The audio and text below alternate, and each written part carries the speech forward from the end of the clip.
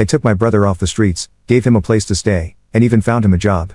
And now, after returning from a 2-month business trip, I've discovered the worst betrayal imaginable. He's been with my wife this whole time. My brother has always had issues with our family. Ever since he was a teenager, he would constantly argue with our parents, storm out of the house, and disappear for months on end. Eventually he would always come crawling back, broken and asking for money. At first our parents helped him, but as his behavior continued, they grew tired of the pattern and eventually banned him from the house.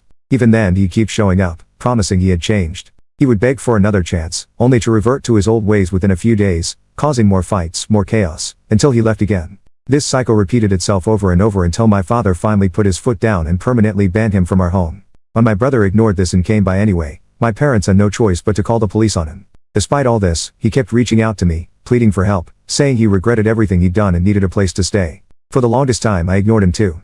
But eventually I couldn't stand to see my own brother in such a desperate state. I had 2 apartments in the building where I lived. I was using one, and the other I had planned to rent out.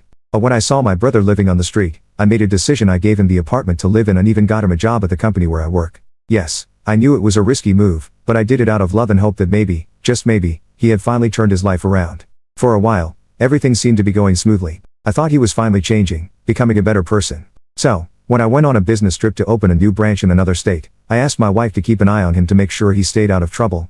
She assured me that everything was fine, so I had no reason to suspect anything was wrong.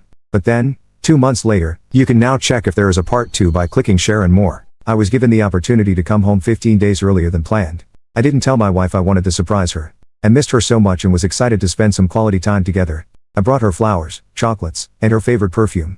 I couldn't wait to see the look on her face. When I walked into the house, I went straight to our bedroom, eager to see her. But the moment I opened the door, my world shattered. There in our bed, lay my brother and my wife, sleeping together as if it were the most natural thing in the world. I was numb. I didn't say a word. I just turned around, walked out, and broke down in tears. I don't know how long I stood there crying, minutes, maybe hours. But one thing was clear to me, I wasn't going to let this go. I took pictures of them together, grabbed screenshots from her phone, and then I left. When I called my brother's workplace, I found out that my wife had been lying to me all along. My brother hadn't shown up to work in nearly 2 months, constantly calling in sick. The only reason they hadn't fired him was because of me. I told them to go ahead and terminate his employment, and I'd sign off on it myself if necessary. On top of that, I've started the eviction process to take back the apartment I let him live in since it was never officially transferred to him. I also contacted my lawyer, and we're initiating the divorce proceedings. Neither of them knows about any of this yet. As far as they're concerned, I'm still out of town. I know my brother will end up on the streets again, and when the rest of the family finds out what he's done, they won't have any sympathy left for him. My wife has no savings of her own. She never worked a day in her life and has no family to fall back on. Our assets aren't divided by law, so she won't get a cent from me either. And honestly, I don't care what happens to either of them anymore. Today, they'll receive the news that will turn their worlds upside down. When everything finally unravels, I'll be here to update on how it all goes down. You can check for the next part by pressing share and more.